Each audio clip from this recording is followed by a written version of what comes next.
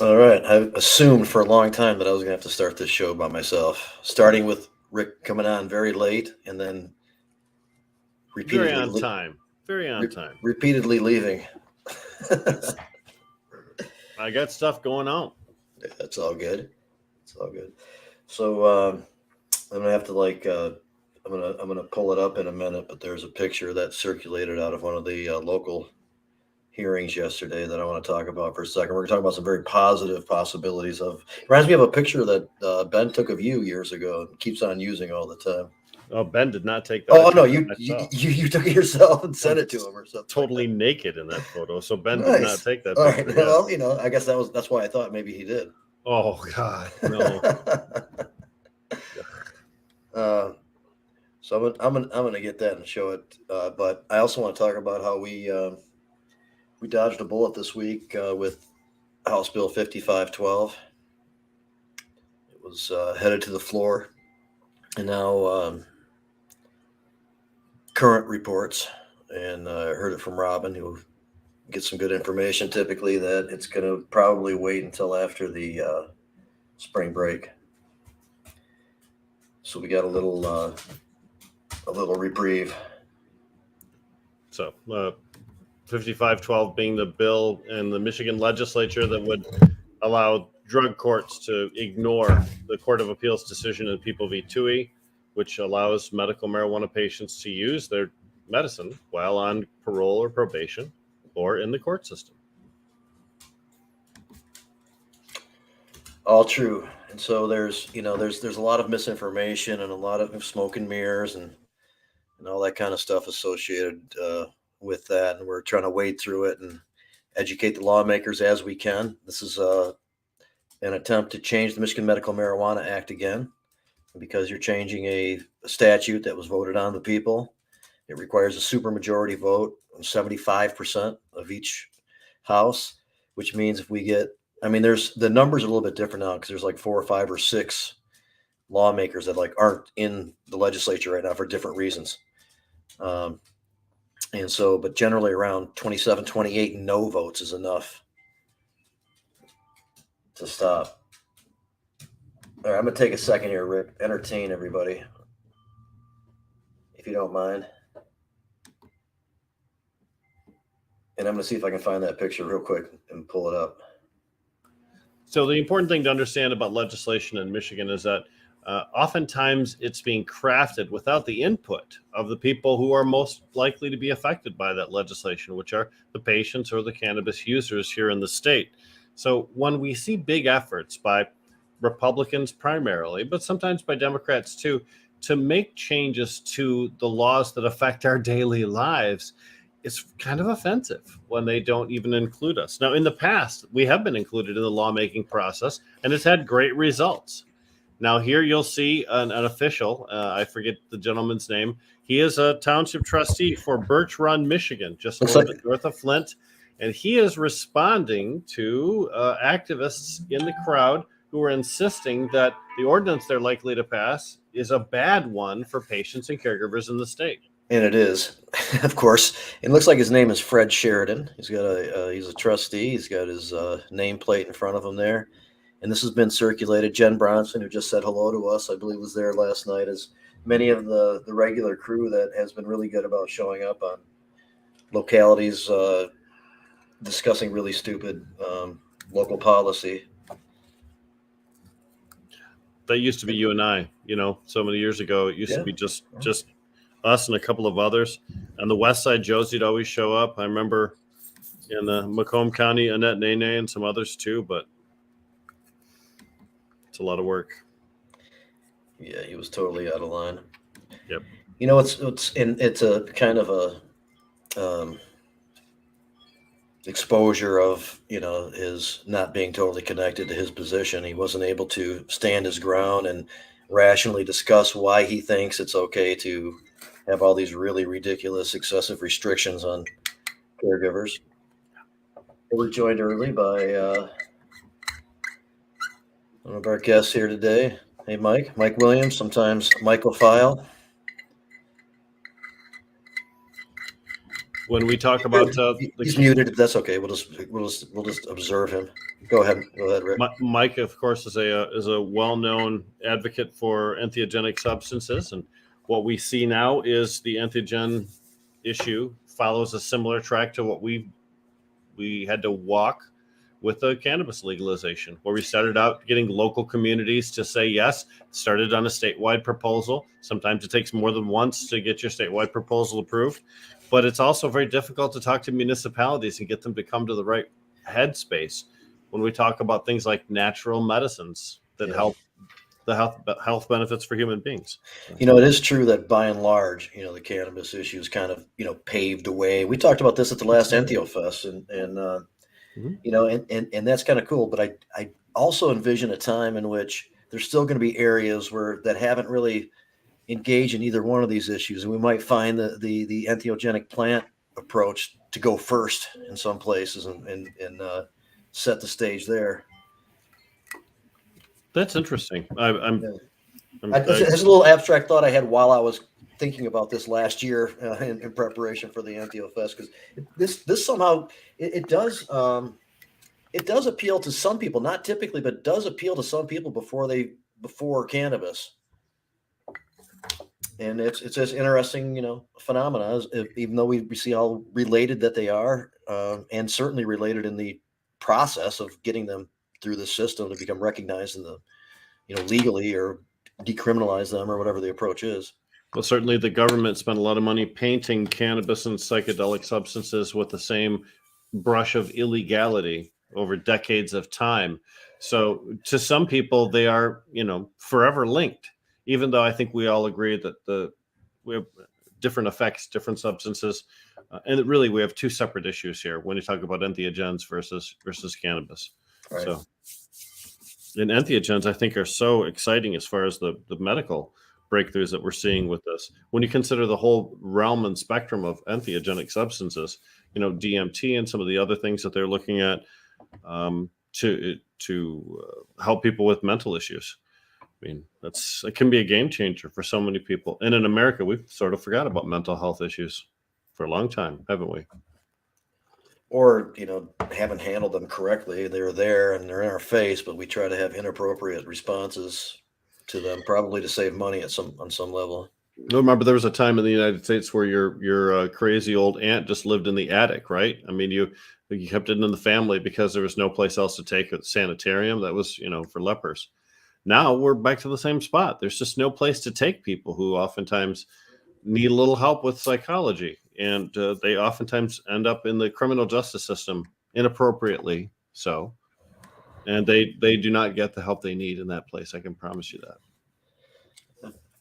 And Myc, by the way, feel free to join in. We'll pay more specific attention to a lot of stuff that's going on that you're working in here in a little bit. But you are I always love to be here, but I wanted to be on in time for the 5512 discussion as somebody directly affected by that. Yeah, so we did bring it up a little bit, but there is no harm in continuing that discussion a little bit. It's something that's been a big part of the show for a while, and we're really trying to work hard against it. So please, whatever you'd like to discuss about it, go for it.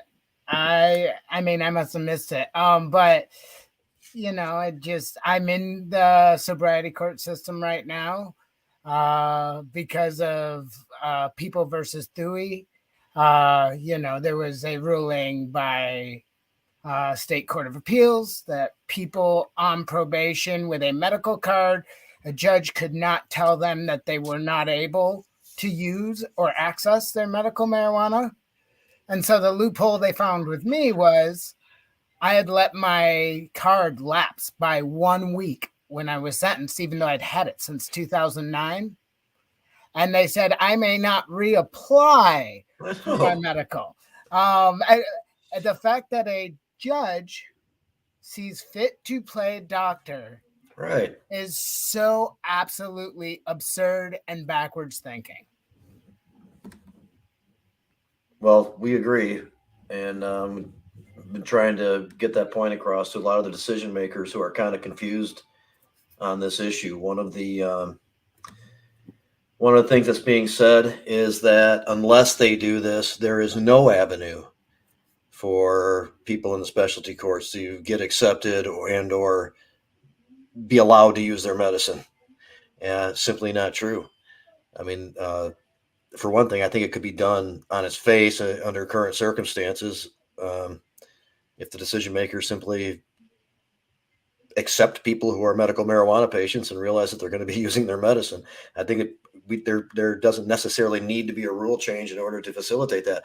But we could also make it very clear and codify that TUI decision into law, and it would be spelled out that medical marijuana patients can't be refused acceptance into the specialty courts just for being medical marijuana patients, that they won't be denied use of their medicine if carded. And if there does not happen to be a card, whether lapsed or just never gotten one, if the card is achieved at any point, then that card becomes prevailing and person uses their medicine. Yeah, there was some talk of making an amendment to 5512 by Representative LeGrand that would say it wouldn't have helped you in this case, but it would make an amendment to say that if you had your card going into the system or whatever, that you could just continue to use your medicine and you wouldn't be affected by it. Let me just say that Attorney Paul Tylenda, who's a favored guest of this show, very famously has argued that once you receive a medical marijuana diagnosis from a physician, card status is immaterial. You are a medical marijuana patient because you have been approved by a physician for that. So, whether or not you paid $40 to the state for 2 years really shouldn't matter in that status. Although clearly the courts like to use, the minutia in order to trip you up on silly things. That's what they do. And so our argument or our disagreement with that largely stems from the obvious. If somebody gets their card during that time because there's a need for it, they shouldn't be denied using their medicine in the same way they shouldn't have been denied using their medicine in the first place once going through the state recognized process to demonstrate that you need it. Well, you said that was LeGrand that offered that amendment, correct? Yes, but I will also say that LeGrand seemed to be moved from his position a little bit with new information that he was given from some of the advocates that met with him. I was just going to say, he's my current rep. I know with the new lines, he wouldn't be, but he's running for Senate, which would also be my senator then.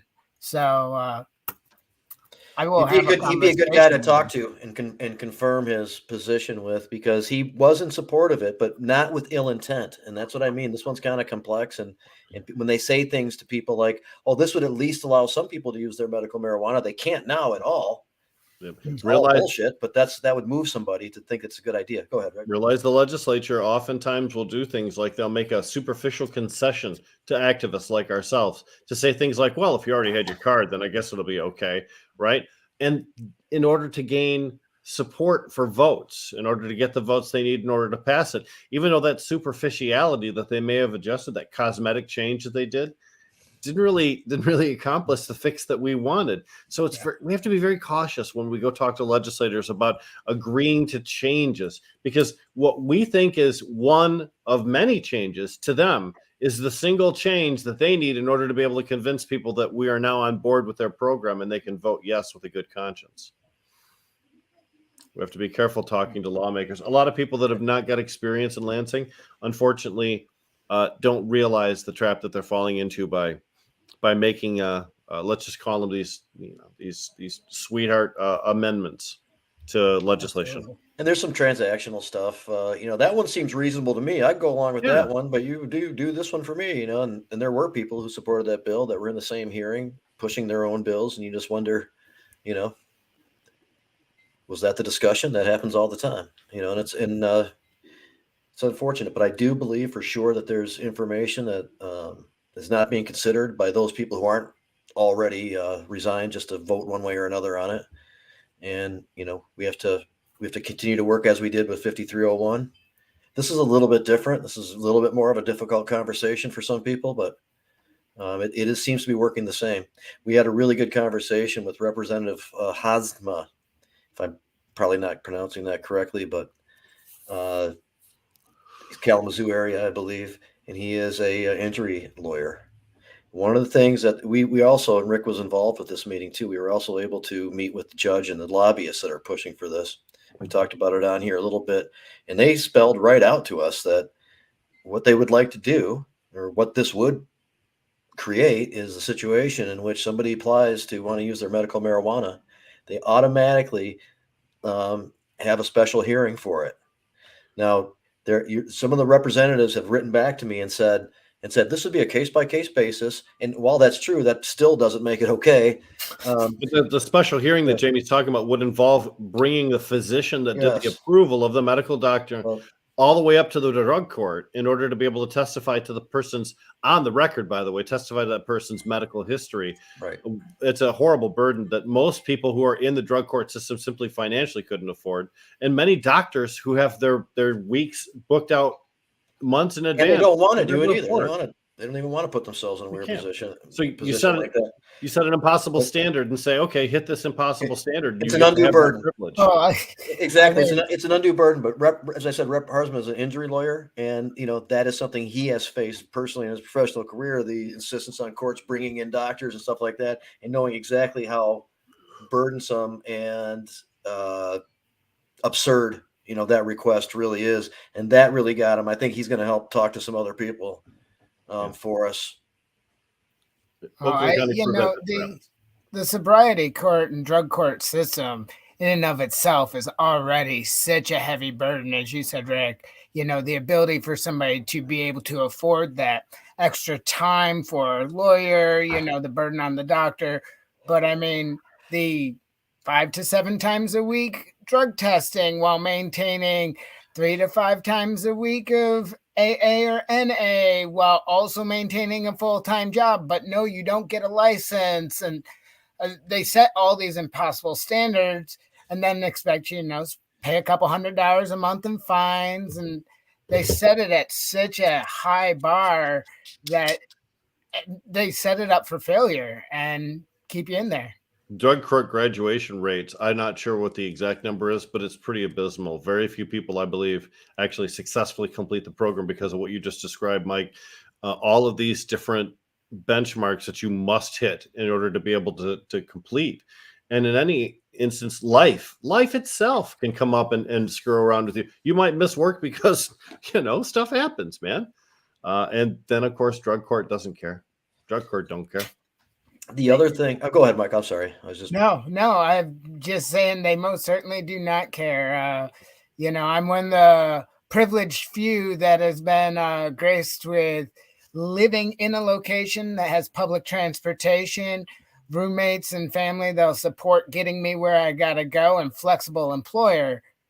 But that's like a really rare combo of things to all fall into place to make it achievable to pass. And I'm at the final stage of my drug court experience, but still got another 3 months of this game.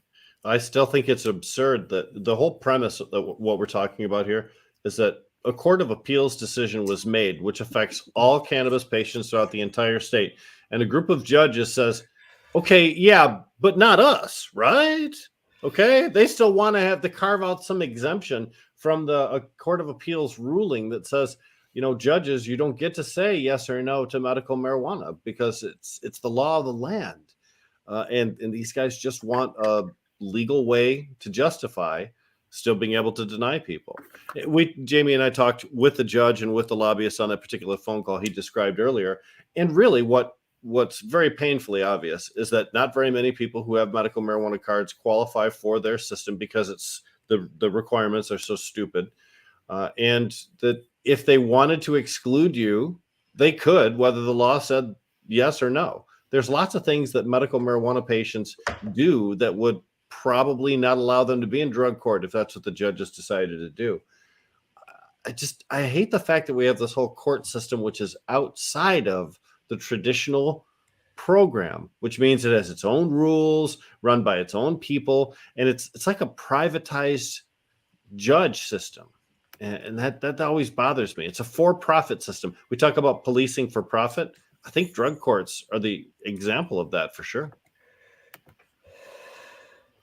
it's the specialty courts, especially the drug courts, are voluntary, but the choice is obviously based on other drug war issues with severe penalties for behavior that doesn't warrant it, and a whole list of issues. So somebody is faced with many years in prison and several felony convictions and all this kind of stuff in lieu of this volunteer court. And so now they're saying, now that you chose this, we can do whatever we want, and it's just, it shouldn't and doesn't have to be like that. But the judges have in their mind that they must have this power. And maybe they really, really believe that. It kind of seems like they do when we talk to them, but it's still not right. They want to be able to follow the protocol, which is to deny access to the drug court participants any access to anything they believe to be an addictive or a narcotic substance. I challenged the judge. I said, you wouldn't deny someone the opportunity to use cigarettes, right? And he says, yeah, we blah, blah, blah. We said people don't use cigarettes. And I pushed back. I said, what? He's like, oh, well, not me, but people on the drug court.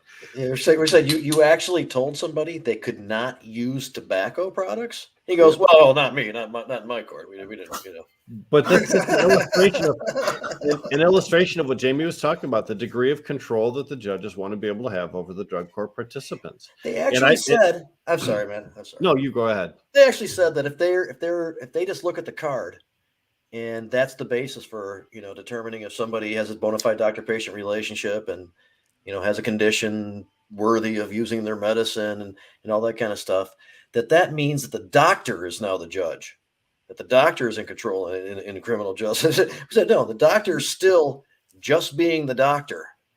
If you have a hearing and then make a determination about the person's medical care, then you are trying to be the doctor. That's how twisted this thinking was. Right. Speaking to these people. Go ahead, Myc. I'm sorry. I'm thinking about this from, like the disability angle. That's like a judge telling somebody they can't use their wheelchair. Right. That's such backwards thinking to me. If the doctor tells you need it, the judge doesn't get to tell you, oh, you don't need that wheelchair. So how is this any different? They don't have any reason whatsoever to think that there was a problem with the process that went into obtaining the card. Right. If they do, or if somebody comes forth with some, there are things in place that are, designed to address those things, and they can put those in motion and wait for the results. But the idea that every single time, without there even being any reason to think there's an issue, to have this burdensome hearing, it's just overreach. It's judicial overreach. And when we hear the phrase bona fide doctor-patient relationship, our hackles go up on the back of our necks, because those of us that have been around the industry since it started know that was a catchphrase used by Oakland County prosecutors in order to invalidate someone's medical marijuana card itself. If the law says you got a card and so you're entitled to certain privileges, they couldn't break that. But what they could say is the card was given in bad faith. Therefore, your medical marijuana privileges don't apply because you didn't have a bona fide doctor-patient relationship. So when we see judges trying to use that as the standard, first of all, not only would they decide whether your illness was grave enough for you to use medical marijuana or not, putting themselves with the doctor, they would now try and judge the way in which that card was awarded. I mean, they're grasping at straws in order to give themselves the ability to deny. This is all about protecting their ability to say no. And it's not American society at its best, people. This is not the way that our system is supposed to work, according to my brain. It's wrong. It's a step backwards, man. The Michigan Medical Marijuana Act is superior. It came after the 1961 Judiciary Act. Yep. That was the intention, for it to be superior. It passed by greater margins, and I don't think anything has before or since. And I mean that, I think, literally. I don't think 63%. Yeah. And in every county by at least majority, all 83 counties. And they just want to just change it. Yeah, I was going to change this. That alone is good enough reason to be a little bit more cautious. And here's another, we didn't say this yet, but we had said it many times, though, another time in which all this was considered without input from many of the other stakeholders that should have been involved. It's also deeply illustrative of how the police system, the judicial system, has a stranglehold on the legislature. When the cops want a stupid oral swab test program to see if people are high on the roadside, even though it's not scientifically verified or proven, they get it pushed to the legislature because this is what the cops tell us they need. When the judges want something that goes outside of the Court of Appeals decision, they get a lot of support in the legislature because, well, that's what judges tell us they need. There needs to be a greater sense of skepticism about the requests made from law enforcement and from the judiciary before people just blindly put their name on a piece of paper because that's what judges want. We go through a couple of these here real quick. Official open date of Calcushka. I don't know if there's an official date, but it's getting really close. The construction's just about done. Inspections have been done, all that kind of stuff. In April sometime, maybe toward the end, but in April sometime is I think where it is right now. As I have an exact date, I'll throw it out there. And maybe if Russ and company are watching and there is a better time frame, throw it up here. So he says, go to drug card to go to jail. Exactly correct. That's and not just, not a year or two. That's usually against some pretty serious time possibilities. And they can determine how you got the card. What they want to do is talk to the judge, find out if there's a proper doctor-patient bona fide relationship, and then see if the condition in their minds is severe, significant enough to continue to use your medicine. Fill out a drug court. Yeah, so we talked about actually using cannabis as an exit strategy. It's great for proven to help with people with substance dependencies. I've got a lot of feelings on that one as somebody heavily embedded in the 12-step program, court ordered, but been in recovery for many years. Cannabis helped. We're going to talk about psychedelics. Psychedelics helped. But there are alternative models out there, too. There's Cali sober programs popping up in Grand Rapids. There's psychedelics in recovery in Ann Arbor. Smart recovery isn't necessarily abstinence-based. There are alternatives, but not all of these alternatives are recognized by the courts as a means to get well. Right. Legally Nifty writes, does anything happen to the doctor when it's found that the relationship with the patient isn't up to par? Typically, no, because frankly, there shouldn't be. If a judge in Oakland County decides that you don't have a bona fide doctor-patient relationship, but a judge in St. Clair County, where you happen to be, would agree that it is a bona fide doctor-patient relationship, you're entering a subjective angle into it. So I think that all of the physicians that issue these cards do so with the understanding that this is their medical practice. This is what they believe they're doing, and it's the right thing. It's leaving themselves vulnerable to like the idea of stuff like that is one of the reasons why they don't even want to give testimony. I mean, that was a problem before when it was just not in specialty courts, but when it was just at large, the challenges to that all the time. And intimidation. If Paul were here, he'd have a lot to say about that and understands that, from a wider perspective and more experience as a lawyer in those situations. But well, some of the lawyers that really made a name for themselves in our community did so trying to defend things like bona fide doctor-patient relationship. Camoran, Rudoy, you can run down the list. There's just a ton of people that really had to deal with it. Tylenda, for sure. Did I just say if Paul was here? Yes. So, Paul, have you been hearing the conversation we've had recently? The dreaded phrase "bona fide doctor-patient relationship" was raised the other day. Look at that face. Look at that face. Let's go back to legal nifty here, and this is what started kind of the conversation when I know. Does anything happen to the doctor when it's found that their relationship with the patient isn't up to par? It's not bona fide by the judge's interpretation of the law. Some robe wearing whack job. Yes. You know what's funny about that is that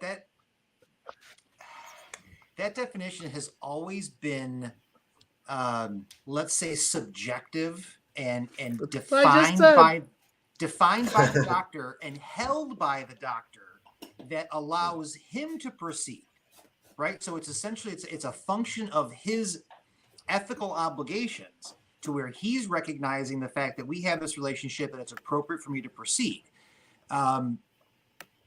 It was always polluted because the unfortunate part of the MMA was that it created a structure by which to examine the doctor and that criteria, because once you defined it, then you had to substantiate the definition. It was stickier than it needed to be. And it should have been, rather than defining it, rather than have the doctor, which the form did, which is the attestation form, have the doctor attest. Do you attest that you have a bona fide relationship? Whatever that means to doctors. I do. Okay. End of challenge. Right. It came up in the. Go ahead, Jamie. Did you want to? No. Just wrap up a little bit because I just kind of want to move on to our next subject since we have our. The reason this question came up was because Jamie and I and who else was that? Jamie Zara, I think maybe. We're on a phone call the other day with a judge and a lobbyist talking about House Bill 5512, which would give the drug court an end around to the People v. Toohey case. So. I think Paul ducked out as you were talking. Well, a lot of people try to do that. He's just successful at it. What happened? Where'd I go? Can you hear me? I can hear you. I like the clown horn that you honked there. That was pretty Paul. cool. I think you're gonna like the this next discussion, and your thoughts on it are. Hold on. welcome. Let me see if I can fix my. Contingent upon you being able to fix your connection with us here. But That's let's bring on Kylee Crook. She's with the University of Michigan Students for Sensible Drug Policy chapter. Hi, everyone. Nice to be here today. Yeah, and I think specifically the Community Organizing and Events Chair. Yep. Yeah, that's my role. Yeah, thankful to be here with y'all. And let's give Mike Williams a little bit more introduction. He's on the National Board for Students for Sensible Drug Policy and the Michigan, maybe national also, but for sure the Michigan Decriminalized Nature. Not on the national board there. Okay. Too many hats already. Right. And then in a little bit we'll talk about the the statewide petition drive that Paul's back. That you helped to do, and Paul is back. And so, Paul, the city of Ann Arbor, and maybe saw the Marijuana Moment article on it that recently came out, has been considering, because of the SSDP chapter from University of Michigan, doing a kind of a decrim of all drug kind of a local policy. And I don't know the details. We'll find that out, of course, from Kylee. But I think you might have some interest in that one. I think it's really cool. I'm imagining, is it something like what happened in Oregon statewide? That would be that would be the fear. I mean, I've been there since, and some of the I don't want to say the people who interpret it as an invitation may be the biggest problem. Well, as a longtime drug policy activist, I was actually actively opposed to the Oregon 110 decriminalization bill. The way that was put together with arbitrary limits that were inaccessible, without safeguards for harm reduction in place, and really the language that, the point of decrim all is actually getting away from criminal justice and into public health, public safety. Like you said, Paul, it was more created as an invitation to just go do whatever. And then because nobody read the fine print, oops, I'm over a gram. Oh, I'm over half an ounce of mushrooms. I'm in trouble. And now you're in more trouble. 110 was tragic, in my opinion. Man, okay. Didn't get that detailed about it. I just thought it was kind of cool on the surface. Like, it should have learned a lesson from all the ways cannabis policy can sound good, but really be ridiculous, underneath it all. But let's find out what Jamie thinks is cool, huh? Well, the idea that, possess anything and not get arrested for it. And, well, it's just like all legalization of anything, the devil's in the details. Remember that oftentimes it takes more than one try for people to even get a marijuana legalization done on a statewide level, because some of the programs that are initially proposed really are not the ones that people would choose, just like Mike described, Well, that's the issue too, especially if your goal is to have socioeconomic justice as well as racial justice, and to sort of take out the pretext to jamming something through the criminal system. That's the sweet side. That's the sweet intent. But I don't know, maybe there's I don't know, how do you filter it, right? How do you filter it fairly, or how do you make it retain its intent without having it be a free-for-all? I don't know if anybody's pulled that off successfully yet. And that's one of the reasons why we need to continue to have independent state programs, both for entheogenic substances as well as for cannabis too. You know, we have 50 crucibles of democracy here in the United States of America. Actually, more than that, because you consider all the protectorates like Guam and the Virgin Islands that have allowed cannabis laws at one point or another. So sooner or later, somebody's going to hit that magic formula, and everybody else is going to go, "All right, then, yes, I'm going to take notice." Maybe it's Detroit. Maybe Detroit figures out how to do social equity best. Maybe Chicago figures it out. It's interesting that you bring that up, because there was Detroit as an example, right? If you see Detroit as whether it was a city referendum for medical marijuana, city referendum for like Ann Arbor has, where it was the $5 ticket for a long time. It was a possessory offense, things like that. If you talk about that level of local control, that, let's call it the discretion side, like Detroit had, where there were Detroit tickets where it's like, if you got a ticket for marijuana in Detroit, you earned it. Like, you really earned it. Like, you really did something really good to get that ticket, right? And because the general policy was, we don't care, we don't bother. So it wasn't that marijuana was legal and we can't do anything. It was, if you're really just, being a jerk in all ways, and the only thing we can get you on is this offense, that might be the balance, right? That's not necessarily justice. But if that were again, in Ann Arbor, where it was discretionary, where it's just like, man, the cop could just tell you to go out, take a walk, or he could really take the time to sit down and write you that ticket, right? It was either a jerk cop or you were the jerk person.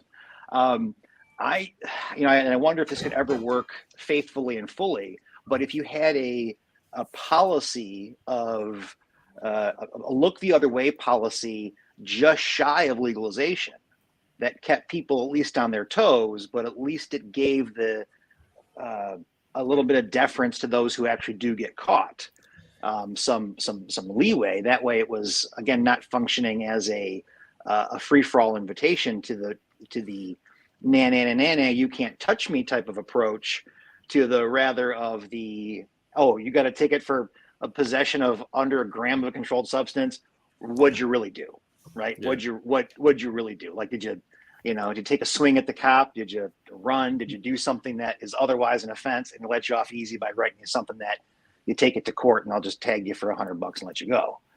But yeah, I mean, like when you look at that kind of a language, I guess, is it an incremental move forward that was achievable, whereas what you're talking about might not have been at that time, or is it really necessarily damaging, and they just should not have done that? It's all in the language and where it starts, right? Yeah, Go ahead, Kylee. It's hard to say Oregon wasn't a win, because it is incremental progress. However, Portugal did it better, and they actually put less on the table for regulation. But the conversation was always about public health. They had some of the highest rates of overdose death, some of the highest rate of drug-related transmission of diseases, whether that was from intravenous use or insufflation through a straw. And they said, this is a public health crisis. We need to address this now. And so we're going to decriminalize this so we can destigmatize and actually take a harm reduction approach. And within 7 years, they actually went from the highest rates in the world, or one of the highest rates in the world, to some of the lowest rates in the world. You look at Vancouver, the citizens just said, hey, we don't give a crap what your law is, because people are dying on our streets. And they form drug user unions where they're testing each other's supply, and they've gained power that's respected within the city. But again, the Vancouver system works like Portugal because it's a public health based approach. Right. It's not criminal. It's not a criminal issue. It's a health issue. Yeah. And hopefully, as Rick says, these better models are the things that start getting adopted as they demonstrate their functionality to others. And everything is slow, that's for sure. You just kind of hope that can be the case. But let's get to the specifics of what is going on in Ann Arbor and have Kylee describe what would happen if the city council decides to adopt this idea. Yeah. So we had our campaign launch last Wednesday. We had about 52 participants there. So it was a good start. And we are campaigning hopefully through the summer and are hopefully putting it up for vote in July. Oh, I see. Okay. I thought you were lobbying kind of the city council to see if they would do what they've done with other issues, such as entheogenic plants and stuff, and just vote it in. You are actually doing a local initiative process too. Right. Yeah. After it is collected, though, I mean, it would worth it to impress upon the council that it's going to go up for a vote, and they have an opportunity now to exactly adopt it themselves, right? Yeah, and that's what our whole goal has been. We've been talking to folks anywhere from law enforcement to local treatment providers to city council members since the fall in order to kind of gauge where everyone's at. And we've gained a decent amount of support in the city, so we're feeling good about it so far, and we're going to circle back with some more community members. But effectively what our resolution would do is it would decriminalize all drug possession of 15 grams or less in the city of Ann Arbor. And it would move drug possession to lowest law enforcement priority in the city of Ann Arbor.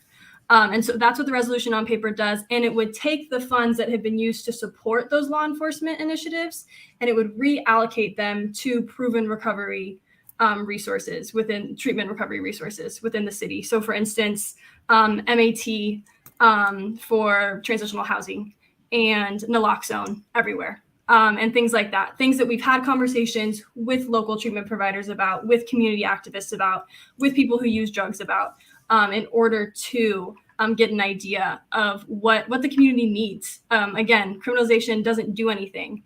And I think a lot of people assume that decriminalization doesn't do anything. But what our resolution effectively does is it decriminalizes and it provides a step forward in how we're going to use this to take a public health oriented approach and a more compassionate approach.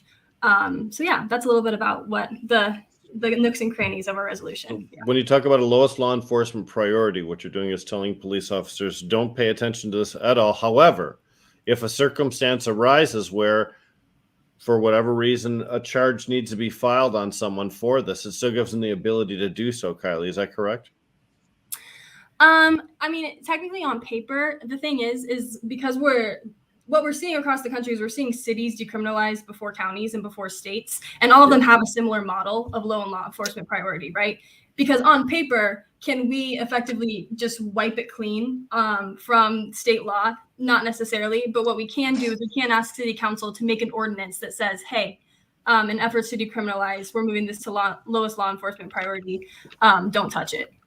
Is essentially what we're trying to do. Yeah, we had LLEPs for many cities here in Michigan with cannabis prior to getting the state approval, and it's a good benchmark. Paul, don't you agree? It gets to the kind of to what I was touching on earlier. Is it gets to the discretionary point, right? So just like Ann Arbor with their cannabis ticket, it created, let's say, an inbox for law enforcement to say, we don't have to refer this case to the county prosecutor for traditional felony proceedings or traditional criminal proceedings. We can inbox this to the city attorney's office, and they have a place for it. So they have this exception that's a catch-all that now says, because I think about this, like 15 grams of a controlled substance, if you're talking meth, that's a 10-year offense. That's a 10-year felony. So as long as there's like I said, this inbox, this receptacle within the city to keep that case within the city court, and as long as that's acknowledged through the state courts that they're not exceeding their authority, that's the great way of doing it. And again, if they try to mirror it with the same procedure that they did the marijuana laws, it could work. It also creates that, again, the discretionary portion, right, where the officer says, okay, well, take me out of this. I'm just referring this up to the city. And the city attorney can look at this and say, circumstances are, this is a health issue. Other circumstances are, 15 grams and, or 14.5 grams of every single controlled substance and a firearm doesn't quite look like a health issue necessarily. Paul, is the state police officer who might come across a situation in a local area that has this as policy, would they typically bend toward reflecting upon what the local policy is, or would they take it upon themselves to use their enforcement ability on the higher law? Typically, like the laws they know or the book they use is the book they use. So you get pulled over, and it's happened before where you get pulled over by, a state trooper in some city, and that state trooper treats you like a state trooper. Or in the worst of it would be you get Border Patrol stops you at a park, and those are federal agents, and you're just burning a joint at the local park, but you're by the water and you're within the federal zone. Now you got problems. Your cool cop would refer you over to Ann Arbor City Police, right? Would call and be like, all right, I'm passing this off to you guys, and you take care of it. And that would be, again, now we have the appropriate police agency that can refer these tickets to the appropriate authorities rather than just kicking someone down the line for as regular criminal procedure. And that's, I'm finding more and more, and this is kind of the simplest point about the mental health portion of drug use, is that whatever the escape is, it's relative to the person, right? The person who I smoke a little bit of cannabis at night to kind of get away, that personal perspective is like, yeah, I take three or 4 bumps of cocaine to get away, or I smoke 4 crack rocks or things like that to get away. That type of perspective on what it takes for them to loosen up is the perspective on the mental health side, rather than I'm only here to capitalize on the mental health side of others. But the discretion part is good. What I really like to say is, it's always been true that in the past, a police officer that comes across someone who's having a drug experience had the option of either taking them to the treatment center or to jail. Primarily, they went to jail. But with what Kylie's proposing, I think almost exclusively the police officer in that situation takes them to treatment, not to jail. Kylee, isn't that the goal? Yeah, it's reorganizing where folks are going, right? And it's just going back to the fact that we know that punishment cages behavior, but it doesn't necessarily change behavior. So when we think about when we think about criminalization, even all the way up to citations, as we were referring to earlier, a citation is still a form of criminalization. So our goal is to essentially change the narrative and to redirect the kinds of settings that folks should be in when it comes to drug possession. Yeah. And of course, a city like Ann Arbor can set the tone for progressive cities all across the state. It has on many issues in the past.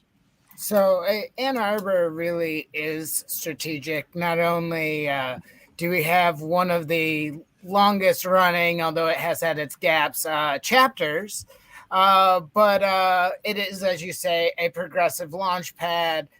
But because of the progress we've made with Entheogens there, and then Ellie Savitt, the county prosecutor's policy, while beyond his term, it may not continue to exist.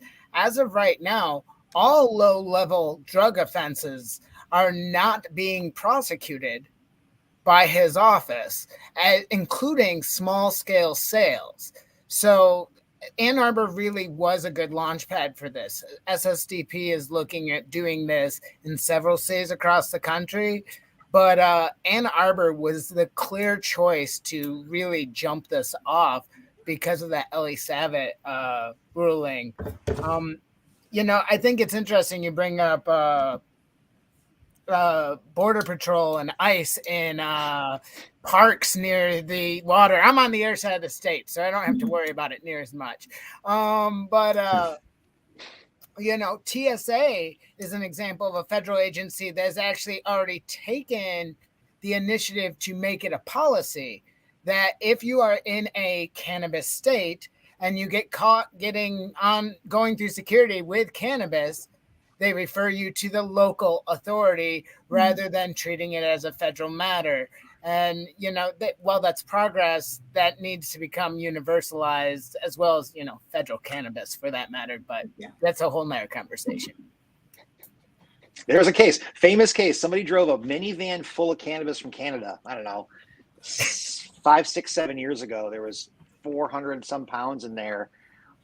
Pulled them over, found it, and they referred it over to the local authority. So it became a simple Wayne County drug possession case.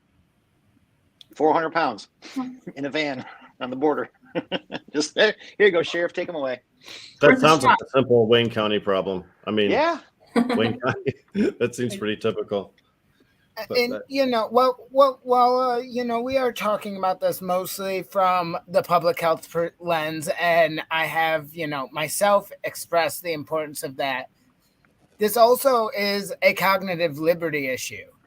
If you are, as Paul said, that person that, needs to smoke a couple rocks to just get that escape or that stress relief at the end of the day, your body, your choice, as long as you are harming nobody else. Right. It really should be that simple. We should have the freedom to make the choices we want for our own bodies. Right. And Ellie Savin said he didn't really want to have to deal with those types of cases when he got into office, and he backed up what he campaigned on and made all those directives. And I think it's awesome. He also brought in Victoria Burton Harris as associate prosecutor, helping to create a super team. And that should be a model for other county prosecutor offices, in my opinion. It should be, but we're at a time right now in America where we're almost getting back to a prohibition crazy mode. We're actually talking about banning books again here in schools across the United States of America. So at this point, we're making so many motions forward. There are also societal forces still holding us back, like judges that still think they need to be able to be the doctor and tell us whether or not our chronic pain is worse than someone's multiple sclerosis. Ridiculous. Yeah, it goes back to the point of cognitive liberty of we don't, and our resolution specifically addresses nonviolent offenses and supports nonviolent offenses. That's our goal. But it goes back to the point of people should be allowed to do what they want to do as long as they're remaining to themselves and not hurting anybody. Yeah. Well, that's the issue really of the understanding of what we, let's say, know to be crime, is that you can't victimize yourself. I mean, maybe on a spiritual, philosophical sense, sure, but in a criminal and corporal sense, you can't. In the same way as that if the government can't be a victim, you can't victimize the government. You are a subject of the government. In no way could you ever exert enough authority over it to victimize it. So in that regard, as long as, and I've always practiced it this way, is that, getting in trouble without hurting somebody isn't the same thing as hurting somebody while getting in trouble. Those are often treated differently too by prosecutors' offices and typically treated differently by judges, is to say, hey, when you've, let's say interfered with somebody else's liberty, now there's a problem. Now we have an actual victim. Now we have somebody who, let's say, didn't consent to this encounter as you did. So that, maintaining that type of self-respect is to say it's the same thing as, the guy at the concert who spun out of his mind standing next to me isn't interfering with my good time, and I'm not interfering with his. But if he decides he's going to start, swinging axes because he's having such a good time, because there is a public good. There is a public interest to be at stake. I would love to be able to walk, naked in public, but I think that there's a public interest that says probably not, old man.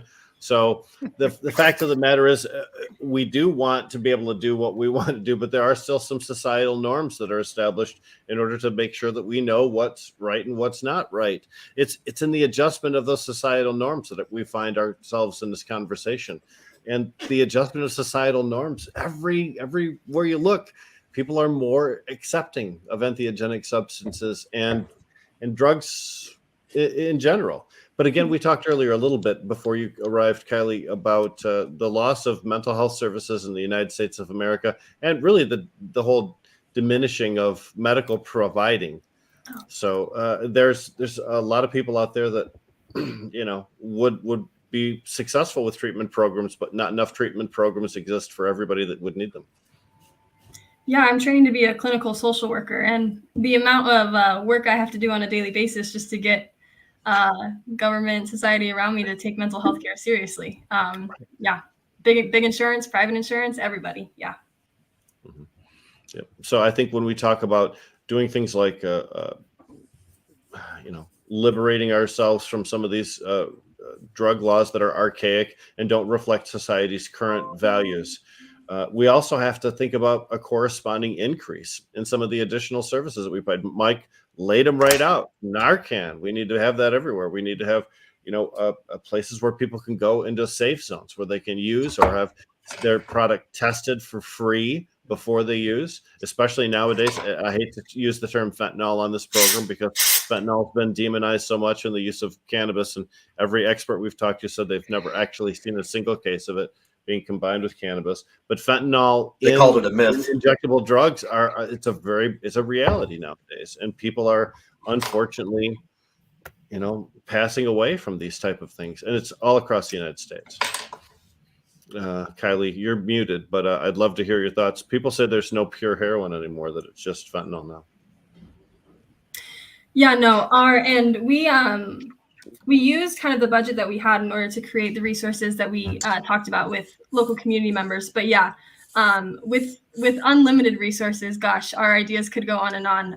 Fentanyl strips being one of them for sure, and safe consumption sites. Yeah, all those things are part of when we talk about incremental change.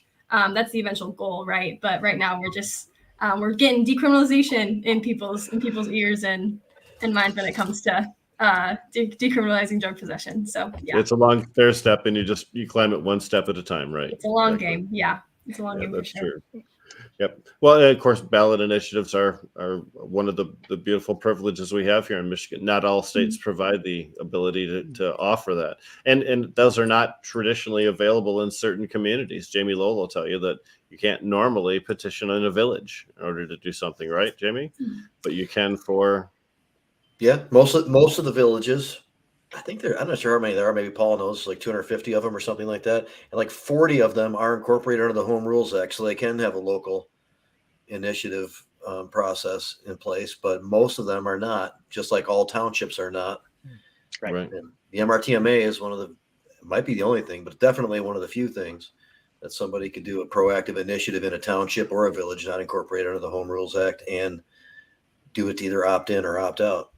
Yeah. So when you consider the number of municipalities in Michigan and that the ability to do the petition drives is essentially limited to cities, because villages and townships not able to participate. Yeah. So there are very few places where we can make a stand like this. And how many signatures are needed?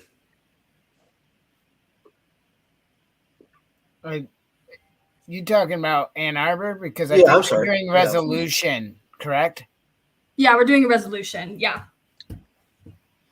So we're in the process of signature training right now, and are looking to go out this summer and maybe do some organizing, canvassing around that.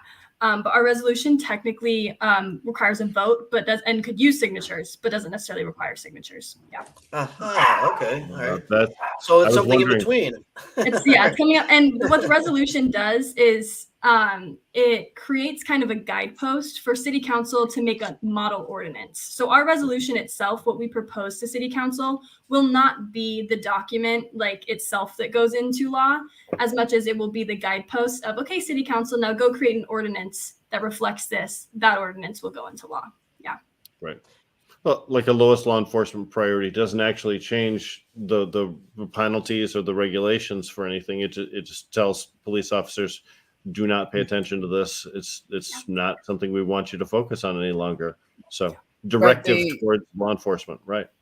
The decrim piece and the redirection of funds would be what actually goes into the ordinance piece, correct? Yeah. Yeah, it's where we want the funds allocated and how we want law enforcement. I wasn't aware of that process, that was available. Yeah, we've been clearing up a lot of fog around that the last few months. That's how I know that. Had a lot of talks about the difference between a resolution and an ordinance. So yeah, I'm media trained on that quite well, I think. So yeah. Well, a resolution, certainly we have resolutions in the state legislature also. Oftentimes resolutions are used to recognize people or to establish, National Cherry Pie Day or what have you. But oftentimes they are meant to urge people like the National Congress to take action or to take note of things. It's a very valid tool in order to communicate a message to authority. And this is exactly what your intention is here, communicating a message to the authority in blue. Boo-hoo on you, stay away. Yeah, that's the goal. Probably not boo-hoo on you. I might have just ad-libbed that a little bit. That's not actually wording that's in our resolution, but something like that. Work on it. It should be. Work on it. I know. I'll talk to my president. Yeah. You can just put in the definition section and define it. Yeah. Just add another one. That's right. No. Well, thank you very much for all of the activity that you got going on. It's a lot of work. I know that those of us that have worked on ballot proposals and campaigns before know it's a real hassle. It's worthy work, though. It's important work. We have a great team up here and great support from SSDP National and regional. So we're happy to do it. Yeah. Thanks so much for having me. I really appreciate it. One more question. You mentioned I'm sorry, Jamie. You mentioned that you want to get some signatures going so that you can inspire City Council to take action and do this. What's your temperature on City Council right now? Are they predisposed to? Is it something that you haven't really approached them about yet? No, we approached most of them actually, and we have a decent amount of support. Yeah, we have a decent amount of support. We feel good about where we're at with City Council right now. We're circling back with some folks this spring and summer, but we built some nice coalitions and some relationships with City Council members. And it's important to remember, like, we create a resolution that we think Ann Arbor has the capacity to pass, right? So we're working within who we know our city councilors and politicians to be, and creating something of balance that is both progressive and decriminalized and moves towards a public health approach, and also something that we believe City Council will get on board for and support. And so kind of taking temperature that way has been real helpful for the finalizing of our resolution, and also realizing that, we got some support. We're feeling good about where we're at. Yeah, relationships is so important. Jamie, go ahead. I'm sorry that I cut you off earlier. Yeah, so I want to thank the University of Michigan SSDP chapter. It's been the student group that we've been working with as the Hash Bash committee to set the stage for this great Hash Bash coming up. First time we got a permit in a couple of years. And president of this chapter, Matt Dargay, will be speaking. Yes. Yes, our fearless leader. He's much more eloquent than I could be. So we look forward to that. Yeah. Well, you have to be elegant when you have 4 minutes. You have to. That's true. I was a little more flexible. Yeah. That's a lot of time for some people, and I'm kind of counting on that. And I will say this: even when you're not speaking, being at Hash Bash, being there, being caught up in the rush and the emotion, when thousands of people are cheering because somebody said something that everybody just totally is on board with, it is an event that no person that lives in Michigan and enjoys cannabis should miss. And we have 10,000 people each year. The Monroe Street Fair, you have to see it to believe it. It's blocks of vendors and people just open smoking. And when the weather's nice, it's a very good people watching opportunity. So, we have an opportunity here really for brotherhood and acceptance, but also to get out our message. Very rarely will you ever find that many people of our mindset all together in one place at any time. So it's incumbent upon people like Kylee to be able to get their message out to Ann Arbor residents who are capable of influencing their city council persons. Yeah, it's a fabulous opportunity, and we're looking forward to it. Right on. Well, Kylee, you're welcome to hang out and become part of the conversation here as we going to start talking about the statewide decriminalized nature effort. I would love to be a part of that conversation. I have graduate student things, so I unfortunately have to hop off. Okay. But thanks so much for having me, for letting me tune in, and I look forward to. I'll be seeing y'all in a few weeks at Hash Bash, so I look forward to that conversation. That sounds great. We're going to do the annual SSDP meetup at Hash Bash, so I'll keep you in the loop. Hey, you guys should actually do the Hash Bash treasure map. Actually, there's a wonderful treasure map. I'll keep a copy for you if you'd like. It's visiting, I believe, Jamie, a dozen different locations in Ann Arbor, collecting cannabis related and cannabis gifts, and then being in the drawing for some awesome prize if you complete the entire treasure map. Yeah, you get like joints or gummies or discounts, and there's some restaurant stuff too, and smoke shop stuff, and if you go around all the places, then you can enter for the prize. All right. Yep, it should be. It benefits helping to get people get their criminal records expunged. Yeah. Oh, that's awesome. Yeah, love it. We love that. All right, y'all be well. Have a good one. Thank you. Thank you. And in fact, you can go to sonsanddaughtersunited.org and look for the Hash Bash treasure hunt thing in one of the pull down menus, and all the info to get a ticket or what it's about and all that kind of stuff, or to get one of the maps, I should say, not a ticket, and all that kind of stuff is right there. I will say that you can probably also find that on their Facebook page too, because I've seen that graphic out there before, and it's just an exciting way to another exciting way to enjoy Hash Bash weekend. You have the Hash Bash Cup, the Hash Bash itself, Monroe Street Fair, and this treasure hunt. Plus, in the evening times after Hash Bash is when music. Ann Arbor is really a music city. Mac Pods are going to be at the Blind Pig. Yes, sponsored by Entheo Fest. Oh, really? Right on. Okay. Whoa. And I was going to say, usually, I don't know what's going to happen, but usually Johnson, Clare, and Lathe make their way down for those performances and get in on it. So I'm sure that'd be pretty cool. Yeah. No. We're very fortunate in Michigan. I know sometimes we have a lot of big battles to fight off stupidity that comes down to the legislature. But when you compare what we have as consumers to what other people have in other states, we are pretty much the maraschino cherry on top of the whipped cream that is the United States cannabis programs. Now, if Ethan Thampy and company are successful in Missouri, what he described would be a little notch above what we have going on here. Completely. I don't know if you were around for that, Paul, but we're talking about gas stations at campgrounds, in the little store, at the campground, whatever, it's wherever it makes sense to have cannabis available. Wow. That's the dream. Well, that's, again, more like alcohol, right? More of an equal footing with all the other controlled substances out there that are.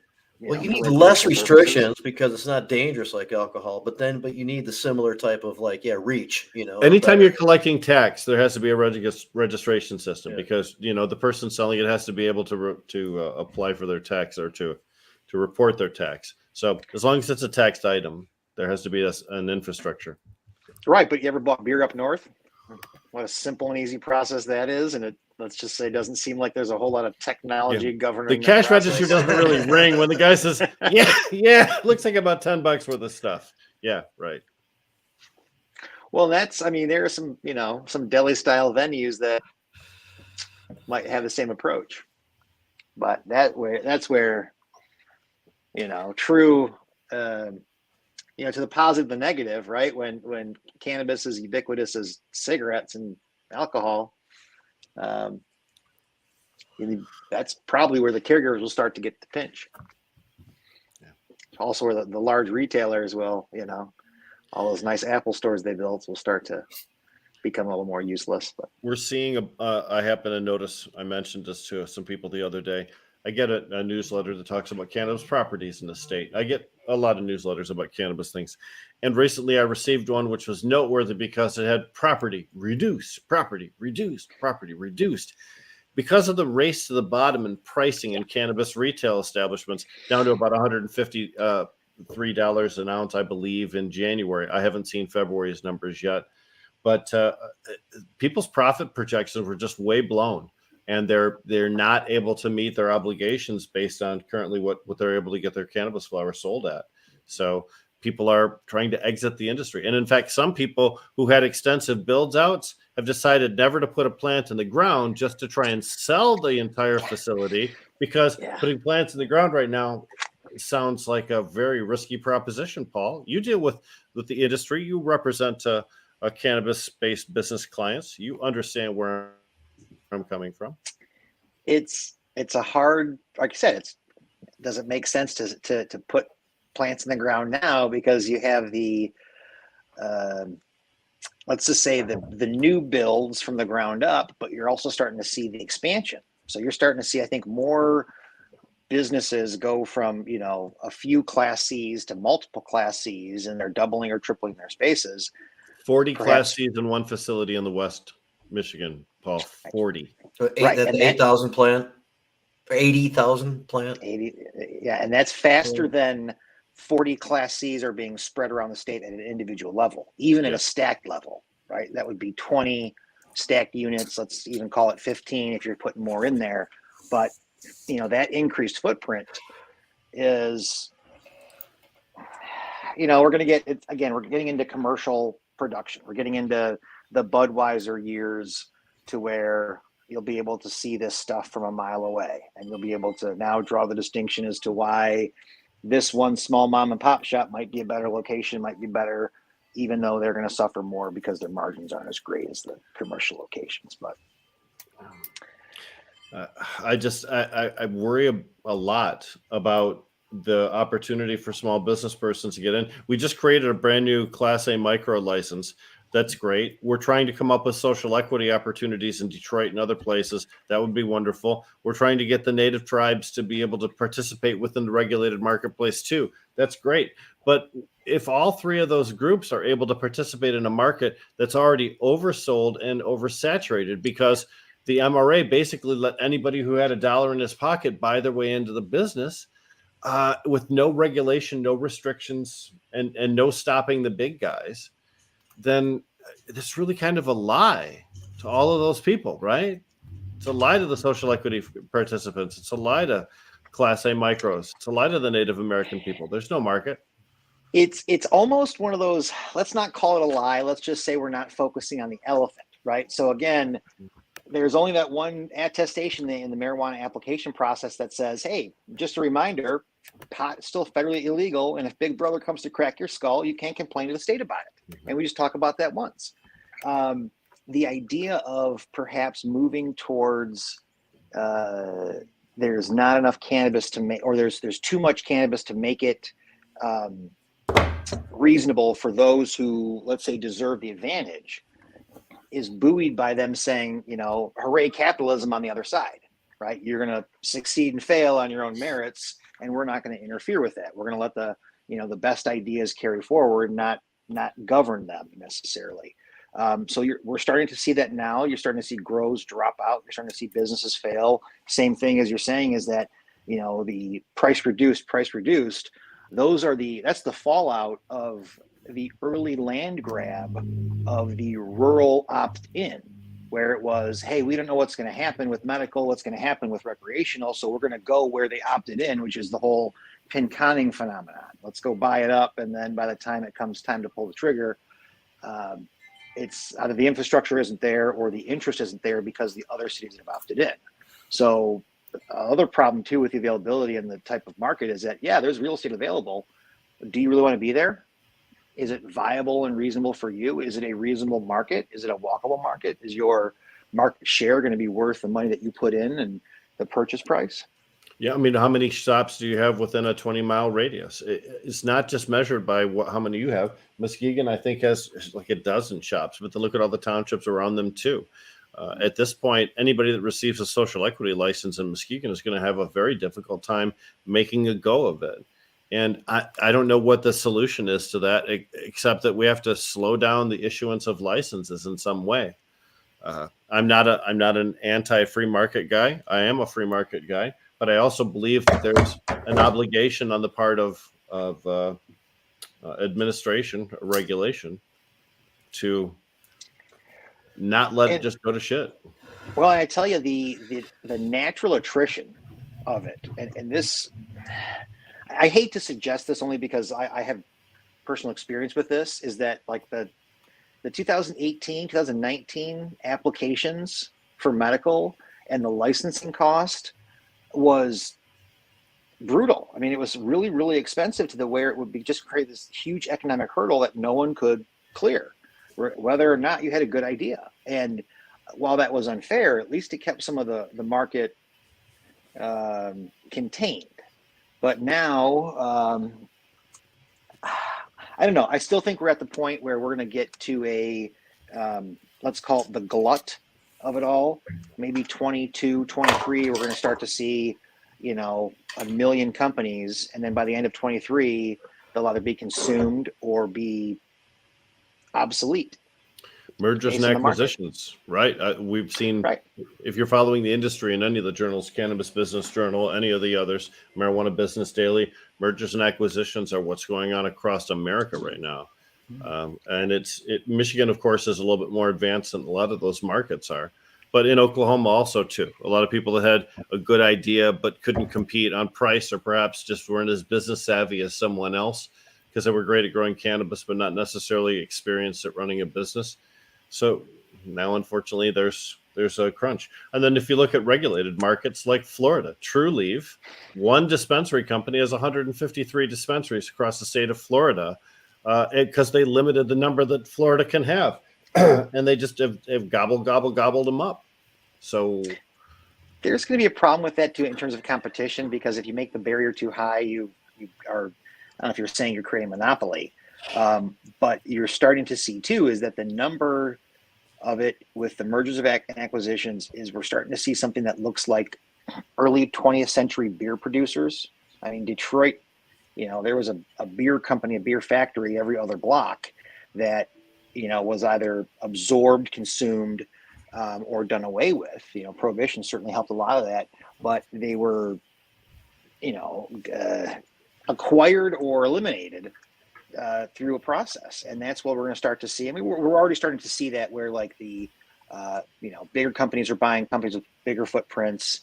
And then we'll still see the natural attrition, which is, natural attrition is going to be the biggest market force. Is you can't afford to stay open. You aren't good at it, or you're not at the margins, or you're going to be gun shy to where, like you're saying, Rick, is guys are going to, either change course or delay in hopes that the price goes back up, because now everybody's projections are in the toilet. I just got something across my desk today that's like, oh, there's projections on it. Like, doesn't mean anything. Your projections, cannabis company projections are like third-year law student salary projections. Everybody thinks, oh, I'm gonna make $1 million a year doing this, and they're so successful, I'm the greatest thing at it, and they get out and they're just like, yeah, you're doing traffic tickets. First-year guy at weatherman school, right? Yes, just throwing a dart on a board, essentially. Yeah, and the fact it's not their fault. There's so much dynamism in the industry; it's hard to tell where the next pressure is going to come. Will there be a brand new product out? Will beverages be the market disruptor that the beverage companies hope that they will be? Are we going to see flower stop being the most dominant product in the state? I mean, there's so many questions. I actually had this conversation yesterday about beverages, and there was a practical hurdle that I didn't really think about, is that the beverages, unless they are, sold like wine, where it's on a shelf and it's dry, meaning it's room temperature, that's one thing. But if there's going to be some requirement or desire to have it temperature controlled or be served cold, a lot of those companies aren't just going to buy big coolers to stick cans of cannabis pop and beer in. It's a space requirement they don't have. And that might be the value of it. The shelf stability rule that they have in the Marijuana Regulatory Agency means that any product that you put has to be unrefrigerated, able to stay on the shelf and then still be usable after a while. And what 6 months shelf life, I think. Yeah. Yep. So, and with beverages, they make you prove each individual beverage. For example, if you want to put out peach fake wine, no lots of THC but no alcohol, you have to spend 6 months with a peach bottle on the shelf and then prove that it's still good after 6 months in order for you to launch it with a 6 months expiration date. You actually have to have a proof of expiration. So it's a pretty big standard. It means that a lot of products that are going to require refrigeration or stability are going to really be pushed further out before they're introduced to market.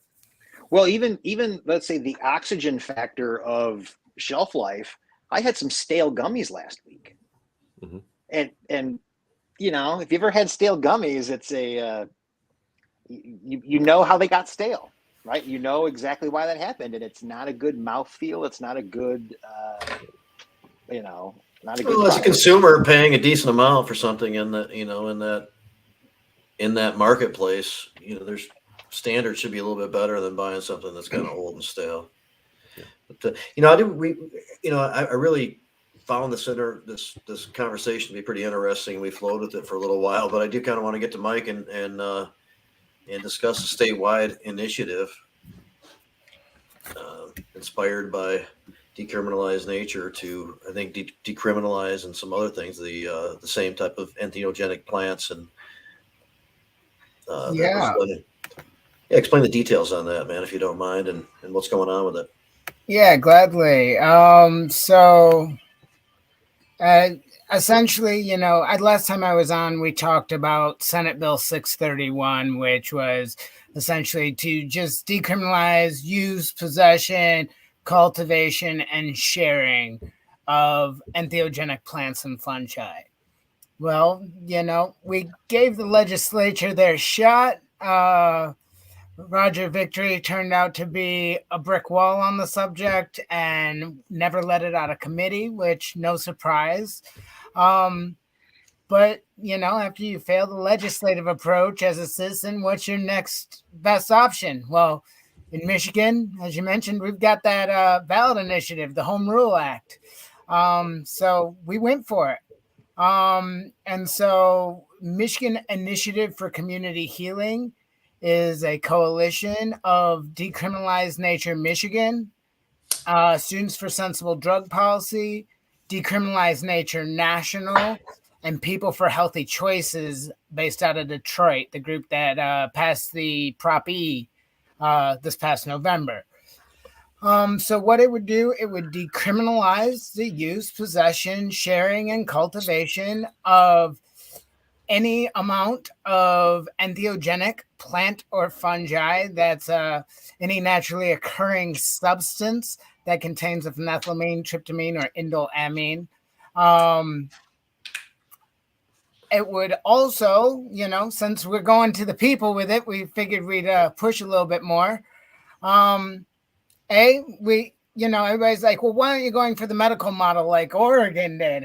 Well, we talked about Oregon's decrim, but when they did 110, they also did 109, which was a medical psilocybin act, which, if you're not paying attention to news, is rife with complications right now because of conflicts of interest with their state board and different companies.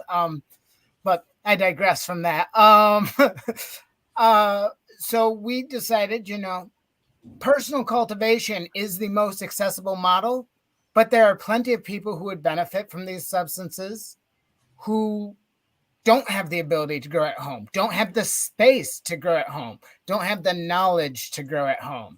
So we also decided to allow doctor recommendation and consultation, production and sale and administration by hospitals and hospital designated entities, as well as religious organizations as defined a Michigan ecclesiastical organization. We allow remuneration for services. So that would be if you are a space holder, if you are a spiritual guide, or, a therapist who's working with these substances, you can still get paid for your service while not necessarily being green lighted to sell the substance. But then, we were talking about Ann Arbor. This would lower the penalty for possession and use of all drugs across the board, any amount. Now, if you look at the Michigan Controlled Substance Act as it is, we've kind of got everything tiered out: over 1,000 grams, over 450 grams, but under 1,000 grams, over 50 grams, but you get the idea.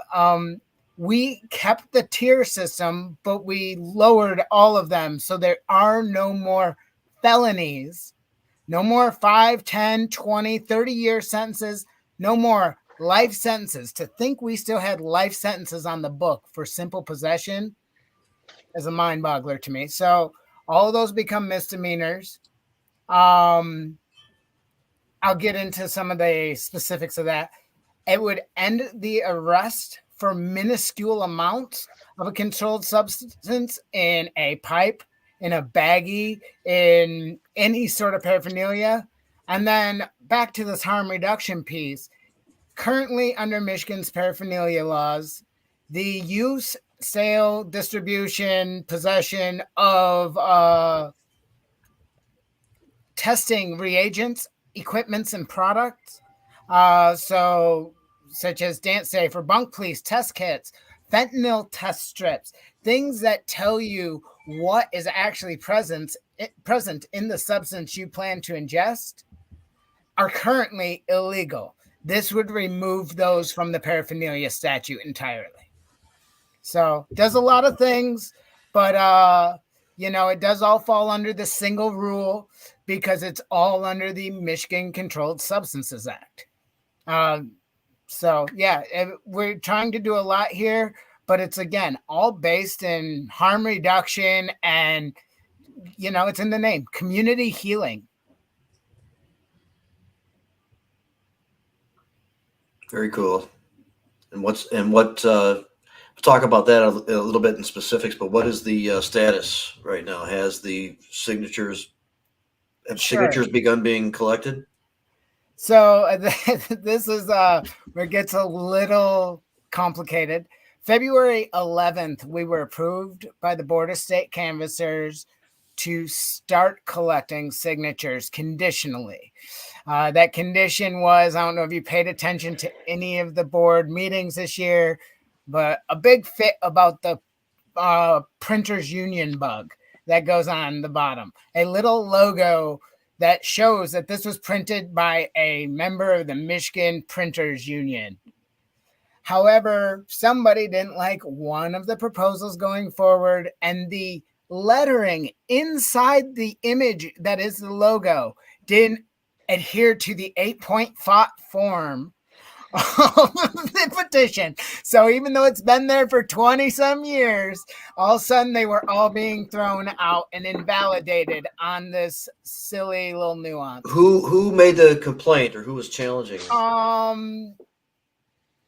If I think I remember which lawyer it was and which one, but I'm not confident enough in my memory to actually state that on the record. Right. Okay. I can pull up the minutes from the February 11th meeting. Well, I was just curious who would give a shit about, about it to that degree. I think it was about the right to life one that was being proposed. Somebody was adamantly opposed to that, and that was the angle the lawyers went to fight it. So we were conditionally approved. The following week, we turned it in. We were set for print, and I happened to run into a petitioner outside Secretary of State for a different ballot initiative. And I went to sign my name.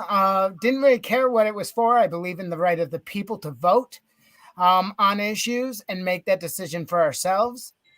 And I realized that I was about to sign a petition that had Kent County, Ottawa County, and Muskegon County all on the same petition. So anybody that's ever canvassed before knows that is not how this works. So I pointed out what that county line, we, the undersigned of blank county, was for. That was blank on his form. Said if he writes Kent County on a new form, I'd gladly sign. Taught him about that. Get home. Somebody wants to see the language, and realize we are missing the county line. Oh, no. So you have to reapprove the ballot. Approved us without this. Now, there is some, more minutia to that. That county line was technically replaced by the district line semi-recently. The Supreme Court ruled the district line unconstitutional, but only the Attorney General's opinion that therefore, because that's unconstitutional, goes back to the way it was, is the only thing that actually made it go back to the way it was. It didn't actually revert. So the rule book technically says may have a county line. We obviously, with our counsel, Jeffrey Hank, who led the MI Legalize, has been helping us a lot. And then the state's council decided it would be prudent to wait the month and go again with the county line. So tomorrow, we go back in front of Board of State Canvassers for approval of form. That was a month and a half delay that we really couldn't afford. But we are going to do this in record time. We're going to do it by June 1st. That is the deadline for the 2022 ballot. Yes, you can do the math. Yes, that is 68 days. 180 is the usual window. We have a unique infrastructure in place that hasn't existed before for these issues. It is the cannabis industry. Getting every employee and every manager at as many dispensaries as we can trained so they can each have their own clipboard at their register, no leaving them on the counter, as well as the usual paid petitioner route and an army of volunteers. We're confident we can do it for the 2022 and make that June 1st deadline. If we do not make the June 1st deadline, and I'm really not trying to put energy into this because I'm fully, let's go do it. Let's do the thing. That's what we set out for. But we do have the cushion of we can continue for 180-day total. And as long as it's turned in before the gubernatorial election this year, we still would qualify for the 2024 ballot. We just can't collect over that gubernatorial line because that's when the number shifts.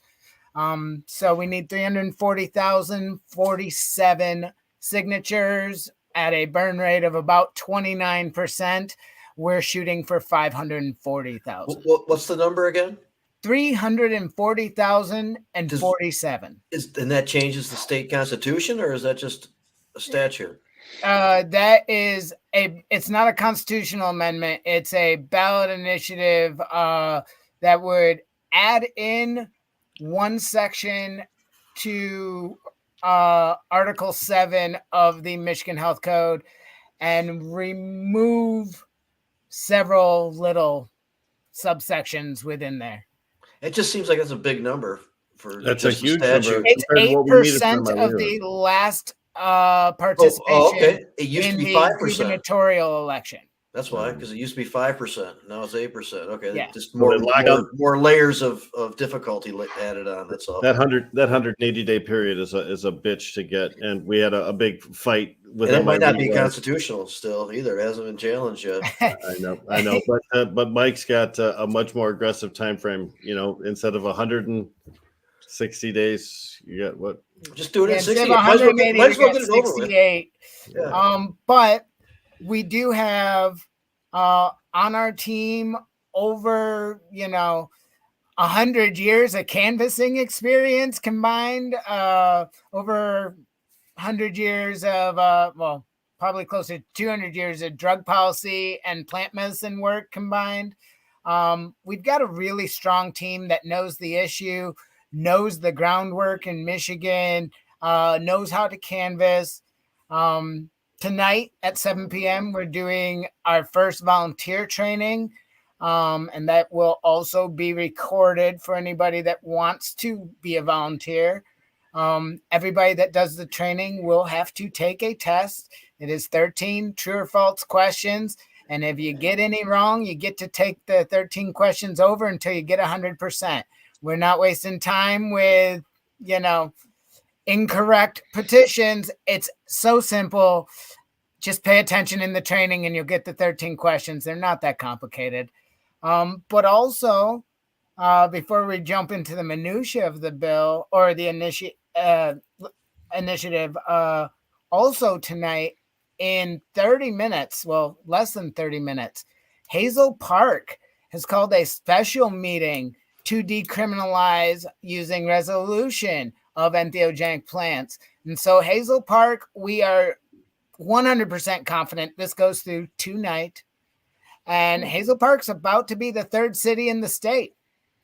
So good indication, majority votes there, and that's why it's going down. And I'm sure our good friend Annie LaCuro's on the positive side of this one. Hazel Park's been historically permissive in this area. That's one of those cities that borders Detroit along 8 Mile, and frankly, more progressive to the north of 8 Mile than they are to the south, which is a surprise to most people. I am nearby on the south side of 8 Mile. Yep.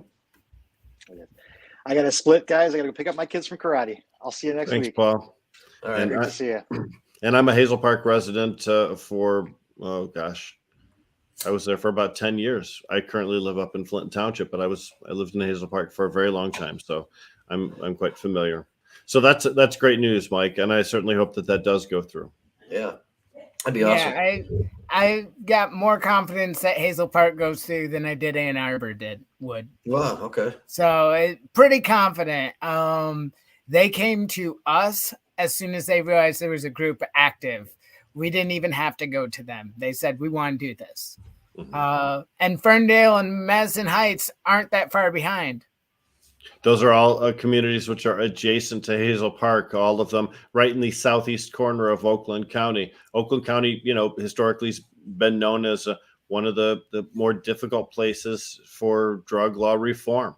But the southern part of Oakland County, adjacent to Detroit, a lot more progressive than the northern parts of it, which are more rural and uppity. So, absolutely, that's good news, man. Can't wait to get the confirmation on that. Yeah, well, if I wasn't hosting the volunteer training at 7, I'd be there right now. But this also afforded me the opportunity to join you guys, which is always a treat.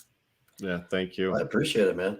And so I have a kind of an understanding of the approach to the law change via the initiative, and you're in the Controlled Substances Act, and that does cover a lot of ground. And so why in these subsections and making sure that you're changing the ability for there to be these heavy penalties on mushrooms, there's other substances that are hanging around right in there that are all a part of it. And it's not different issues because it's all part of those sections. Yeah, absolutely. Cannabis being one of them. So while you're at it. And so, I'm glad it is Jazz Cabbage. Of course you bring cannabis up, but, there was still lines within certain parts of the controlled substance that very clearly still state marijuana.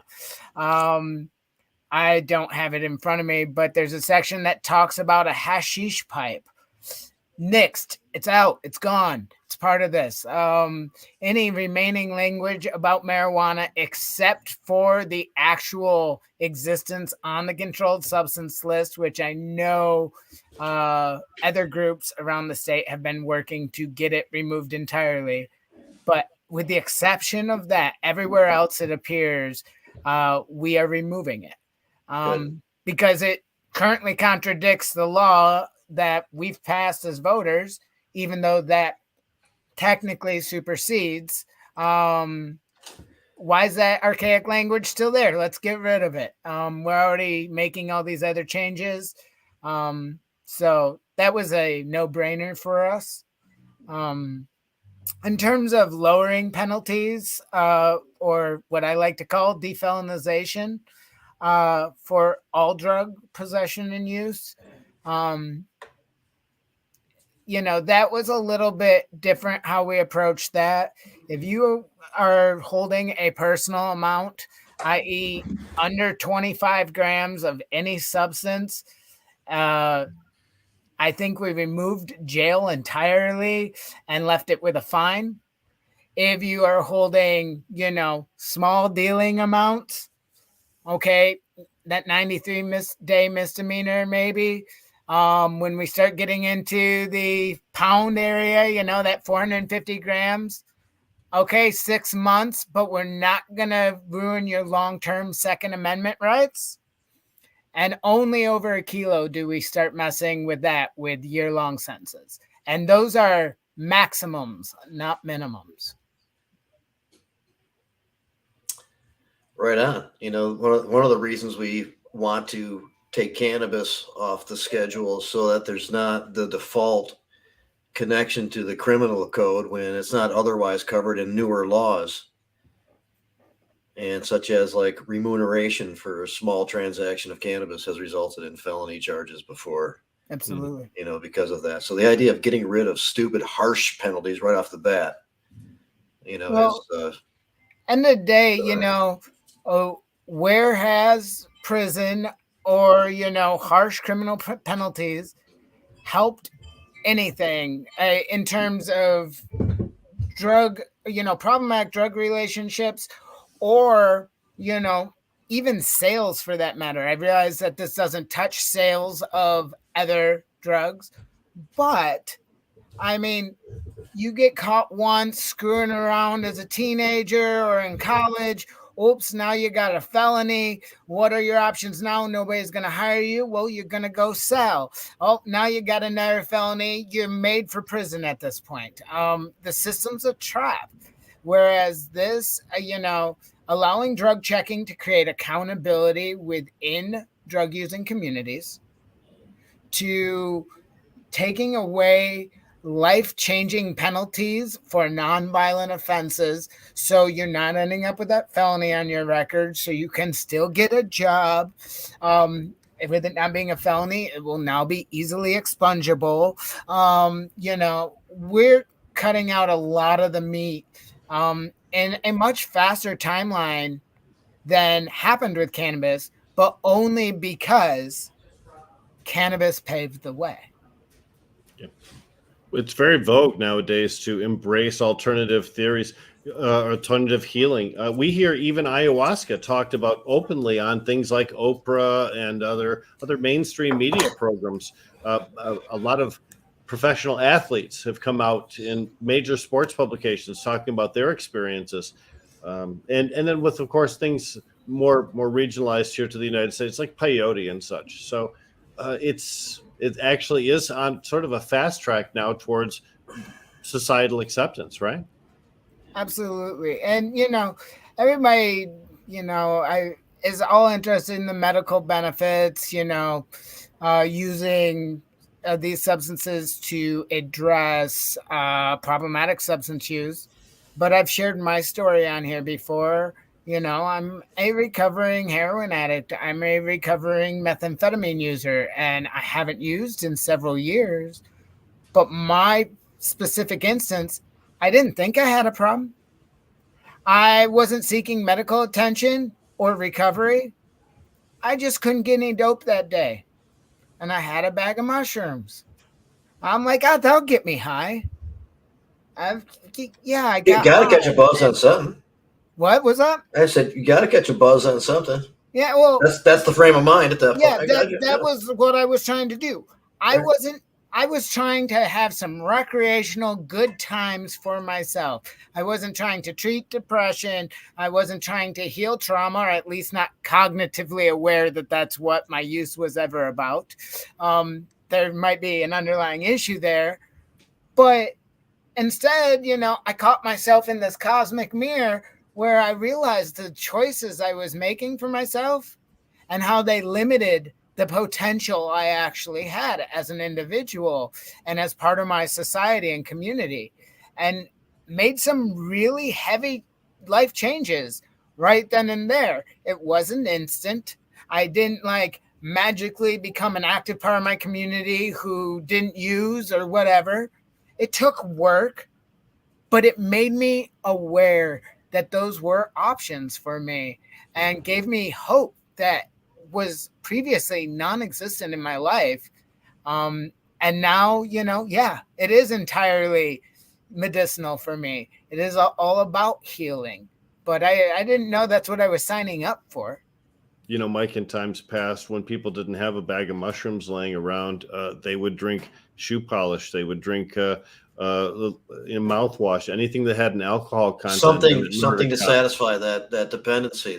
Anything. And I think it's a beautiful time in our lives when a person can have mushrooms. When again, psychedelic mushroom caps are pretty much readily available throughout society, in much the same way that cannabis is available throughout society too. So, plus you're looking at psychedelics too at a time when people are coming into a greater knowledge about the health benefits of lion's mane and chaga and some of the other types of fungi. When people are used to eating those alternative meat sources, or alternative food sources, I think they're more open-minded towards accepting mushrooms that might give them a little bit of a trip, as opposed to being afraid of them. Well, for better or worse, I've got my opinions about him, but Paul Stamets has helped push this movement a lot with all the work he's done with medicinal mushrooms. Sure, he wrote a book about magic mushrooms and identifying them, but his, patents and movement of the medical medicinal mushroom industry, lion's mane, chaga, turkey tail reishi, into the forefront of health food discussion and alternatives for meat, for protein, and all the different things going on there, ultimately helped this to the point where, he'd talk about his beneficial experiences, but now he's an outspoken advocate for decriminalization of these substances. On that same note, he thinks he can patent absolutely everything. And, the interaction of medicinal mushrooms, where they be active or not, with every single substance you can think of under the sun, he's trying to patent it. And, so I've got my opinions about him, but for better or worse, he's done some great things paving the way. And now it's up to the people, as that becomes at, some of the larger capital interests work that moved us this far, it becomes up to the will of the people to make sure this is for the people, by the people, with accessibility at the forefront, not capital. We see so many parallels between the entheogenic substances that we've talked about today and the cannabis movement itself too. But I think society in general is moving towards a greater reevaluation of some of the old tropes we had. We're seeing a correction of some of the history that we've been taught incorrectly over the years. We're seeing secrets about our nation and about our culture exposed. And along with exposing some of the things that happened back in the 1800s, it's also exposing some of the lies that we were told by establishment, from Dick Nixon all the way through, Reagan and Clinton and Obama and everyone else. So at this point, we're at a time where society is willing to reevaluate some of the things that government's been saying all those years, and maybe is in a more receptive mind frame when people say things like, this is wrong, it was always wrong, and you may not have realized it, but you also participated in the wrongness, baby. Mm-hmm. So, well, I also always, start drawing back to Dick Nixon, or, even Anslinger, the Harrison Narcotics Act, pointing to, the racist intentions behind the drug war in the U.S. Yep. But if one thing's true, like, history's been repeating itself. This is why, governments rise and governments fall. We've been doing this drug war thing for 1,400 years now. And everywhere it's ever been tried, it has failed miserably. The longest it's ever held on was about 200 years in China in the 16th, into 16th century. And then it fell apart. And we are really starting to push that bounds, that 200-year limit, getting closer and closer. And you're witnessing it right in front of you fail and fall apart. And incarceration doesn't work. People will find a way. And the more you make illegal, the more shoe polish they're going to drink. That's true. That is so true. Go ahead, Jamie. No, I was gonna say, with a few minutes left, I was kind of if you're still gonna kind of follow up here, Rick, I don't want to interrupt you. No, let's go. We've done a great job of talking about this subject, and I think that our viewership and our audio listeners on Alexa and Spotify and all the different podcasting networks, I think everybody gets the idea that this is an idea that's time has come. Go ahead, Jay. Yeah, and so let's say that we're sitting in a time where people feel comfortable deciding they want to look into producing for themselves. What we can't get too deep into it with a couple minutes left, but what levels of difficulty, what levels of safety are associated with that? I mean, if you just want to grow mushrooms or cacti, I was 17 years old. I didn't know my head from my ass at the time. Anybody can learn to grow these things. No, it's not, growing a plant. Growing mushrooms is completely different. Cacti is really easy. That is growing a plant with much less attention, but it takes a longer time. Mushrooms, need about 2 months. I suggest checking out a place like shroomery.org or mycotopia.org or no, mycotopia.net. But, great resources kind of teach you what you're doing. It's not really any danger until you start getting into like DMT extraction, which, with a high school level knowledge of chemistry, a simple AB extraction isn't that complicated either. But as we've seen with very simple extractions in cannabis, the most simple chemistry isn't as simple as it seems to somebody that thinks it's simple. And people still do get hurt. And so I would advise against people without that knowledge. Basic lab safety training. Don't look into extracts. Find somebody that can make DMT for you that does. That is one thing that is protected by what we're doing is plant-based extracts. So mescaline and DMT would fall under this. But, that's something that we need to have deeper conversations about too. Yeah. Yep. Of course, I think most people enjoy cannabis or enjoy mushrooms without extracting them to DMT. I mean, that's really what the majority of mushroom users or entheogenic substance users are doing, is just taking the natural plant without putting it through an extraction process, right? Absolutely. I think the thing is, the reason why we had to do this, tea is an extraction.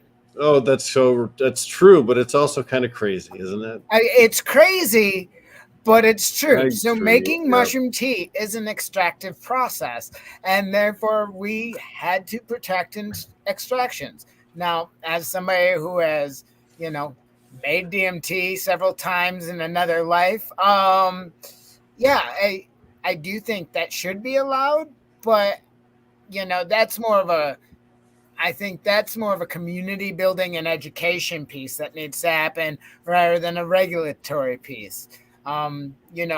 Teach responsible and harm reductive use and growth practices. Right. And provide a safe network so that people that are just starting out can get the advice of sage experts in an environment where they don't have to fear law enforcement interference or any kind of consequence. I think that knowledge transfer within the cannabis industry is one of the things that makes it so wonderful and beautiful, because people can freely talk about it without having any fear any longer. It's my hope that people that are experiencing or experimenting with entheogenic substances are able to find forums and events where they can come talk to people with real experience to help them avoid any of those typical first-time mistakes. Absolutely. Jamie. Right on. I just threw Red Setter up there, and he's with the Bros Grow Show family and does some of his own stuff, polarity science, and gets into some of these issues. You guys would make a good conversation.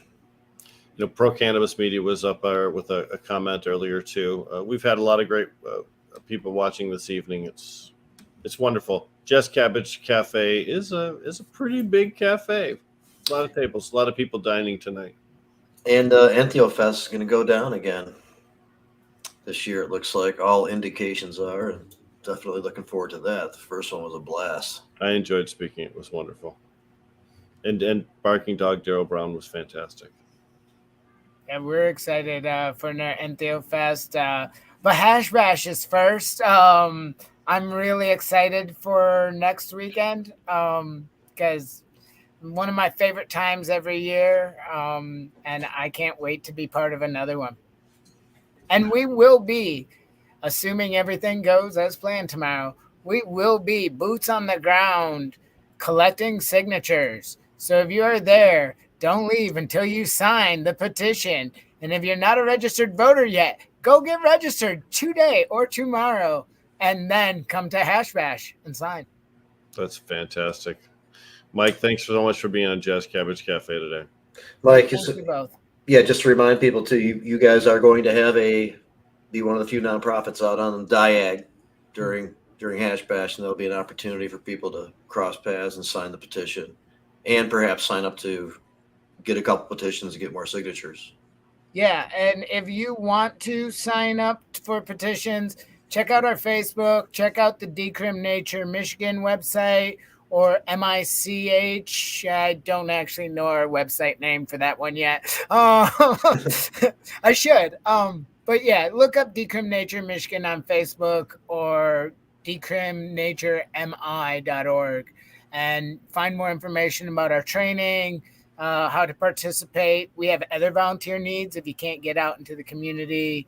There's no shortage of need to pull off this miraculous lift of 68 days. But we're going to do it. We're going to do it, and we're going to set new records. That's what this is all about. We're moving drug policy faster than it has in a long time. We're going to get signatures in a faster timeline. Love to see it, and get my signature and some support. Absolutely. I think it's a great idea, man. It's time is past due, so I appreciate the effort on that, and we look forward to having you at Hash Bash, and Julie Barron, and our common co-host here who's out of the country at the moment, Jim Salame. I love Jim. Yep, and man, it's going to be a great time. Let's hope we get a little nice little weather day that day, because we've had some experiences recently, and we'll hit a home run. I remember during the height of the legalization effort, man, it was snowing one time, and there was still a very nice crowd out there, though. Everyone was still really excited about where we were in that whole process. This is Michigan, man. We're used to it. We know what to do. Bundle when it's cold. You layer. Get it done. That's right. Yeah. I Yeah, know. when it's actually snowing, it's not like that horrible, really. It's again, it's not super cold. So I was at Monroe. I was at Monroe Street Fair that particular time Jamie's talking about.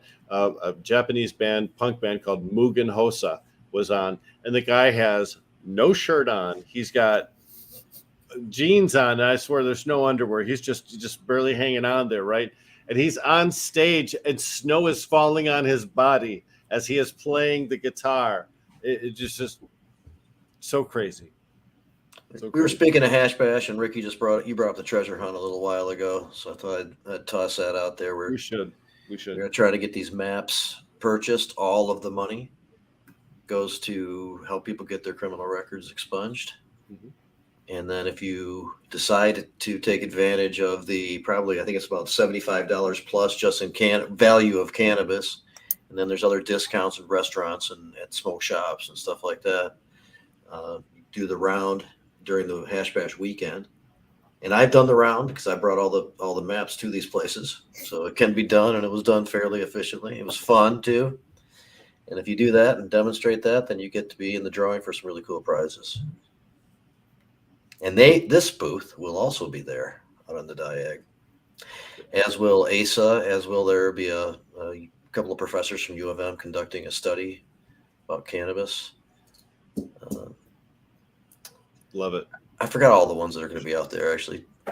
Obviously, Decrim Nature, as we just discussed. I don't know. Good places, good people, whoever they are.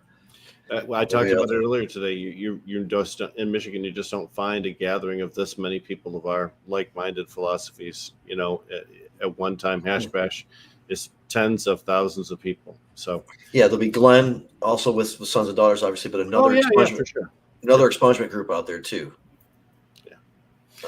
So it's all whatever it is, it's all good.